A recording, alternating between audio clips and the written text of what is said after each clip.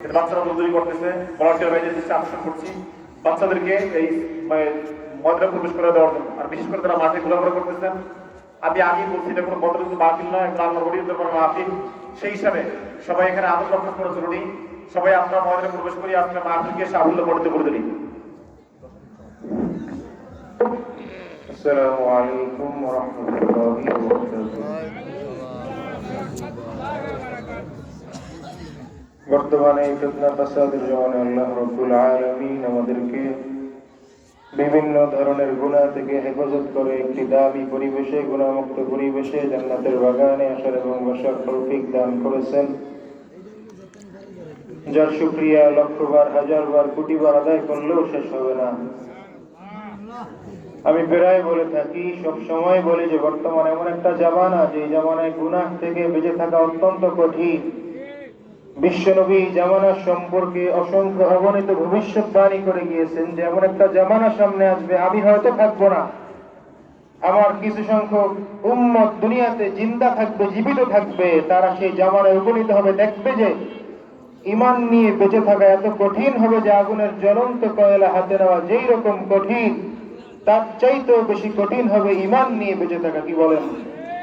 বর্তমান আমাদের বাস্তবতায় মিলে যাচ্ছে কিনা? আপনি আমি যদি আপনার আমার জীবনের প্রতিটা সেকেন্ডে, প্রতিটা মিনিটে, প্রতিটা দিনে, প্রতিটা সপ্তাহে, প্রতিটা মাসে, প্রতিটা বছরে যদি খেয়াল করি, এই হায়াতের জিন্দিগি যার যে বয়স হয়েছে না কেন, কতটুকু গুণামুক্ত থাকতে পেরেছি? কি বলেন? কি বলেন?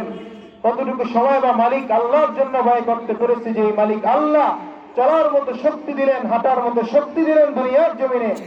আমরা একটু যদি খেয়াল করি, যদি একটু ভাবি, এই দেখেন আজকে একটা সুন্দর জান্নাতের বাগান, আমার মনে হয় এইখান থেকে ওখানে লোক বেশি হবে। কি বলেন? এই মাহফিলের ময়দান থেকে মাহফিলের আশেপাশে লোকজনের সংখ্যা বেশি। উদ্দেশ্য কি? ওয়াজ মাহফিল, কোরআন হাদিসের আলোচনা হবে, মানুষ শুনবে, আমল করবে, বাড়ি যাবে। কিন্তু দেখা যায় অনেকে মনে করে চার দোকানে, বিভিন্ন দোকানে বসেও তো আর শোনা যায়, মাহফিলের আশেপাশে হাঁটাহাঁটি করেও তো আর শোনা যায়। কি বলেন? এখানে বসে ওয়াজ শুনলে যেই সওয়াব, যেই নেক, ওখানে গেলে কি সেটা পাওয়া যাবে? এই মজলিসের কত দাম আমি সংক্ষেপে শেষ করে দেই। যখন ফজর উদিত হয়, মসজিদ যখন মসজিদের মাইকে এলান করে দেয়, মুয়াজ্জিন ডাক দিয়ে বলে হাইয়া আলাস সালাহ,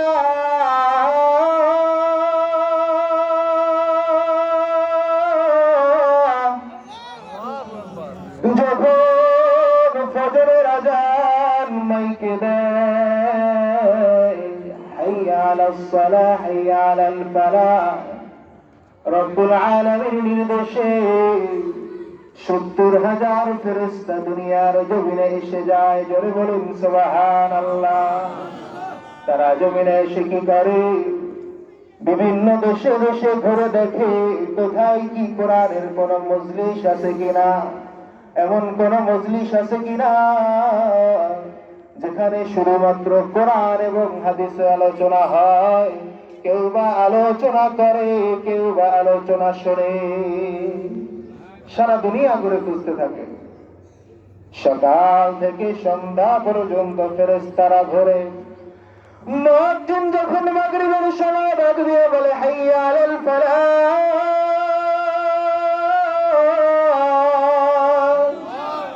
70,000 ফেরেশতা তখন দুনিয়া ছেড়ে চলে যায়। আবার মালিক আল্লাহর নির্দেশে আবার 70,000 ফেরেশতারা আসে, দেখে কোথাও কি কোরআনের মজলিস হইতেছে কিনা। রাসূলের হাদিস যদি সত্য হয়ে যায়, আমি গান ফুটিয়ে বলতে পারি এই মজলিসে আমরা যারা আছি সবাই জান্নাতি। চিৎকার করে বলুন সুবহানাল্লাহ। কি ভয় লাগে নাকি? ভয় লাগে? কি বলেন? ভয় লাগে? 70,000 ফেরেশতারা দিনে আসে, সন্ধ্যায় আসে। তারা এসে কি করে?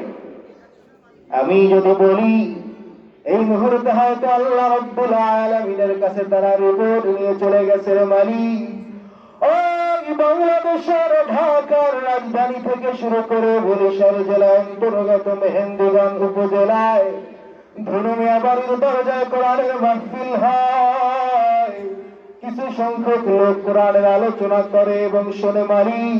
তোর কাছে আমি বলে দিলাম তাদের জন্য কি ওয়াজ। আল্লাহ ডাক দিয়ে বলে ফেরেশতারা শোনো, তাদের সবাইকে আমি জাহান্নাম থেকে মাফ করে জান্নাতে পার করে দিলাম। চিৎকার মেরে বলুন সুবহানাল্লাহ। ফেরেশতারা বলে থামেন আল্লাহ, সবাই তো আর ভালো উদ্দেশ্য নিয়ে কোরআনের মাহফিলে যায় না। কেউ বা গেছে হুজুরে কি বললো না বললো দোষ ধরতে, বিভিন্ন ভুল ধরতে কেউ আজ মাহফিলে গেছে। আল্লাহ রাব্বুল আলামিন বলে ফেরেশতারা শোনো, যে যে উদ্দেশ্যেই যাক না কেন আমি সবাইকে মাফ করে দিলাম। মুমিন বান্দার উসিলা করে আমি এই মজলিসে যারা থাকবে সবাইকে মাফ করে দিলাম। চিৎকার মেরে বলুন সুবহানাল্লাহ। আমি অনুরোধ করবো এখনো যারা বাহিরে আছেন মাহফিলে এসে বসার জন্য। আলহামদুলিল্লাহ ওয়া কাফা সালামুন আলা ইবাদিহিল্লাযীনা ইসতাফা। أما بعد فأعوذ بالله من الشيطان الرجيم. بسم الله الرحمن الرحيم. فريق في الجنة وفريق في السعير. وقال رسول الله صلى الله عليه وسلم قل متاع الدنيا قليل أو كما قال النبي عليه الصلاة والسلام. شهد الشريف اللهم صل على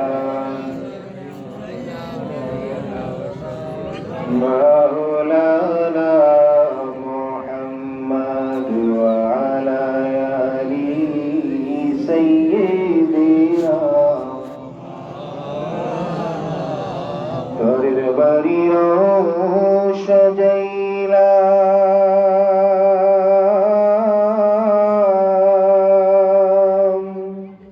নিজের বাড়ির নেই খবর,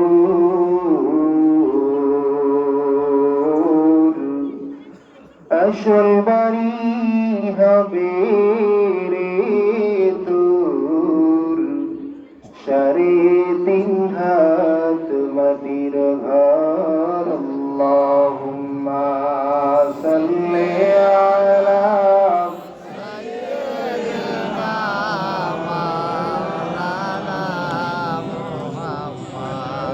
ওয়া আলা আলি সাইয়্যিদিনা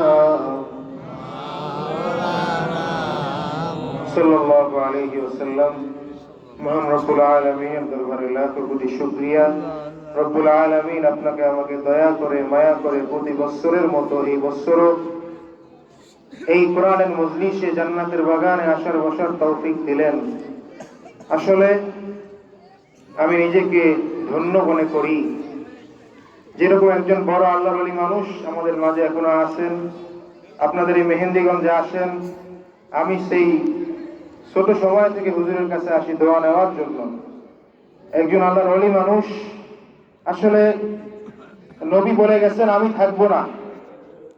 হাদিস শরীফও নবী বলেছেন ইন্নামাল উলামা ওয়ারাসাতুল আম্বিয়া, আমার পরবর্তীগণে তোমরা উলামায়ে কেরামদেরকে আমার ওয়ারিস সূত্রে পাবা, তারাই হবে আমি নবীর ওয়ারিস। এক সাহাবী একবার প্রশ্ন করেছে যে হুজুর আপনার চেহারার দিকে তাকাইলে তো গুনাহ মাফ হয়ে যায়, আপনি যখন দুনিয়া থেকে চলে যাবেন তখন গুনাহ মাফ হবে কিভাবে? তখন নবী বলেছে আমার উত্তর সে যে উলামায়ে কেরাম থাকবে তাদের চেহারার দিকে তাদের সোহবতে তাকাইলে তোমাদের গুনাহ মাফ হয়ে যাবে। বলুন না সুবহানাল্লাহ। তাহলে আমরা নিজেকে ধন্য মনে করি যে এখনো হুজুর আমাদের মাঝে আসেন, হুজুর আমাকে অত্যন্ত স্নেহ করেন, অনেক মহব্বত করেন। আমরা দোয়া করি আল্লাহ যেন হুজুরের নেক হায়াত দান করে, হুজুর যেন প্রতি বছর আমাদের মাহফিলে আসতে পারে, আমাদের মাঝে আসতে পারে। সবাই দোয়া করে সকলে বলি আমিন। আসলে সময় খুবই সংক্ষিপ্ত, আমি আসলে ওয়াজ করার জন্য এখানে বসি নাই। আমি অনুরোধ করব আল্লাহর ওলির মাহফিল, আদব রক্ষার মাহফিল, আমরা সকলেই একটু সামনে আগায় বসি, ফাঁকা জায়গাগুলো পূরণ করে বসি। যারা আশেপাশে আসি একটু সবাই মাহফিলের প্যান্ডেলে এসে বসি। বিজ্ঞ অনেক ওলামায়ে কেরাম আলোচনা করেছেন, সামনেও করবেন, হুজুর বয়ান করবেন। আমরা সবাই আজকে নিয়ত করি যে এই মাহফিল থেকে একটা আমল নিয়ে আজকে বাড়ি যাবো। কি বলেন, সবাই নিয়ত করতে পারি কিনা? কারা কারা নিয়ত করবে? দুই হাত ধরে আল্লাহকে দেখায় না রে তাকবীর। কি বলেন? আসলে ওয়াজ আমরা অনেক শুনি, কিন্তু আমল সবাই করতে পারি না। কোনো লাভ হবে না ভাই। যদি চিন্তা করা হয় সেই কিয়ামতের কঠিন ময়দানে কারো দিকে কেউ তাকানোর মতো সুযোগ থাকবে না। আমরা সবাই দোয়া করি আমরা যেন সকলে এই মাহফিল থেকে ভালো কিছু নিয়ে যাইতে পারি, সকলে বলি আমিন। তো আমি আপনাদের সামনে দোয়া নেওয়ার জন্য বসেছি। রব্বুল আলামিন কোরআনে বলেন দল হবে দুইটা, দুনিয়াতে রাস্তা কয়টা? কি বলেন? ফারিকুম ফিল জান্নাতি ওয়া ফারিকুম ফিস সাঈর। রব্বুল আলামিন ডাক দিয়ে বলেন মানুষ,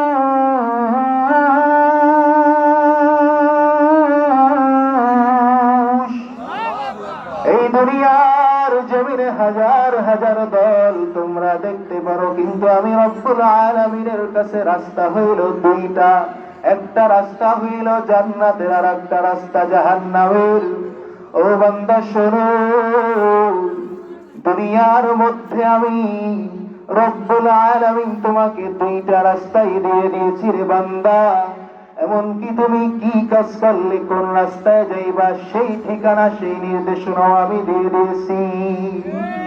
ফারিকুম ফিল জান্নাহ, কি কাজ করলে বান্দা তুমি জান্নাতে যাইতে পারবা, আর কি কাজ করলে তুমি জাহান্নামে যাইতে পারবা।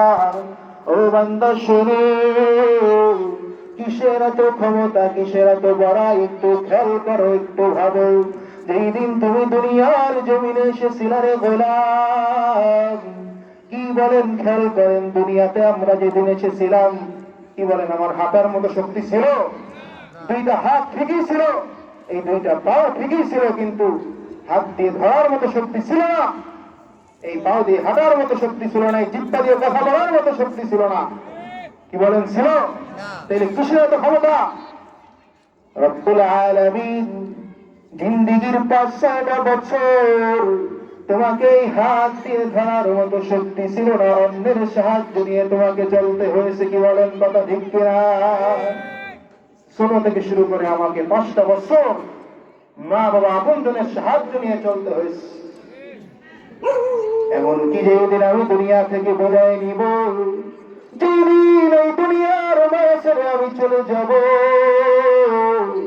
সেই দিনও আমার এই দুইটা পাও দিয়ে হাঁটার মতো শক্তি থাকবে নাকি? বলেন, থাকবে নাকি?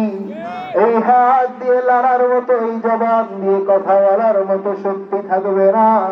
তাইলে কিসের এত ক্ষমতা, কিসের এত বড়াই? এমনকি মালিক আমাকে মাঝখানে একটু চলার মতো, কথা বলার মতো শক্তি দিলেন পরীক্ষা করার জন্য। পরীক্ষা করে দেখলেন রে গোলাম, আমি তোরে সময় দিলাম, তুমি আমার সময়টাকে কোন কাজে ব্যয় করলা? একটু পরীক্ষা করলেন। কিন্তু আমাদের একটু ক্ষমতা আসলে আমরা দুনিয়ায় ক্ষমতা আল্লাহ ব্যস্ত হয়ে যায়। কোথায় আমাদের নামাজ, কোথায় আমাদের রোজা, কিছুর খেয়ালই থাকে না।